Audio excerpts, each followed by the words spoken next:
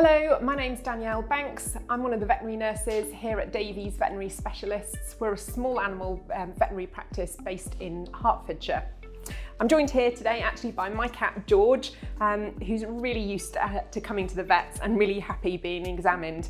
But for many cats, they don't particularly enjoy being examined. So today I just wanted to give you a few tips on how you can examine your cat at home and make it a happy, safe and enjoyable experience for your cat.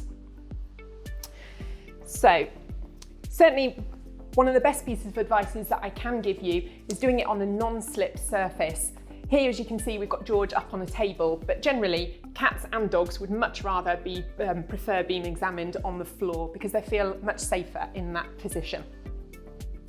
Also choosing a non-slip surface. So here you can see, although we've got a stainless steel table, we've put a rubber mat on underneath and a nice comfortable bed on top. So in the home environment, if you choose a carpeted floor, your pet's generally going to feel much more secure than doing it on a laminate, for example. Choosing a good time is also important. So if they're excited about eating or they're just about to go for a walk, these are times probably not to choose to examine your pet, but a good time is when they're relaxed at home, certainly enjoying a fuss as George is here. So I've already shown you a little bit, if you saw my clip about examining a dog, you can do exactly the same methods with a cat generally. So keeping an eye on George's weight is really important. So popping him in to the veterinary practice if you're passing or going in for a vaccine, make sure that you get them weighed, or it may be possible for you to keep an eye on your cat's weight at home by putting them on some scales that you may have at home. And again, just generally examining your cat is a really great idea. So feeling over all of their body, just looking for any lumps or bumps or painful areas, as I'm doing here with George. Come here, sweetie. And again, you can also keep an eye on looking in their mouth, as I'm doing here, in their ears. Good boy. And looking in their eyes as well.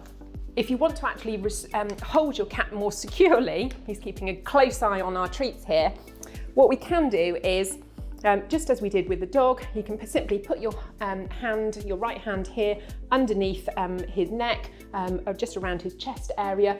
He's having a nice fuss, but you can see that I'm holding him quite securely. And certainly if you've got someone else assisting you, for example, you've got a vet or a nurse wanting to examine your cat, then they can do so fairly easily.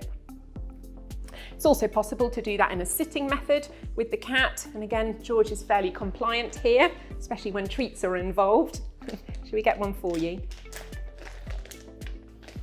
Good boy.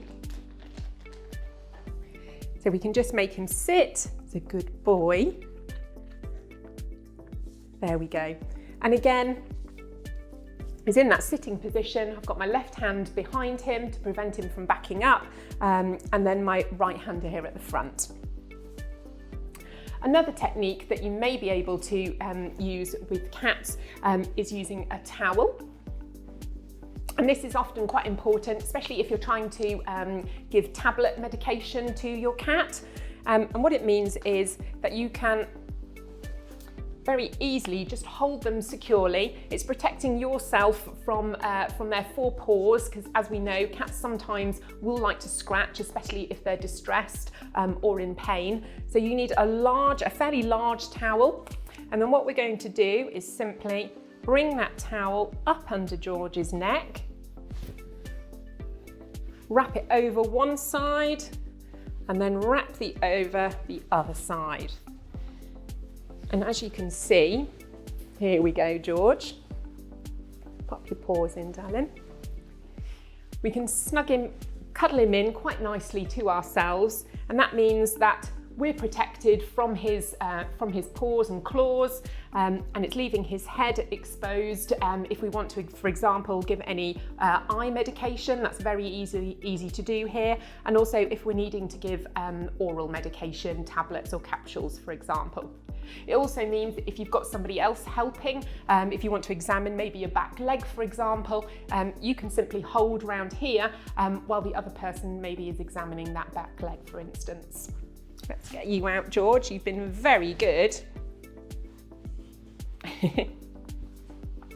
I'm hoping that that's provided you with lots of useful tips for when you're handling your cat at home. Thanks very much.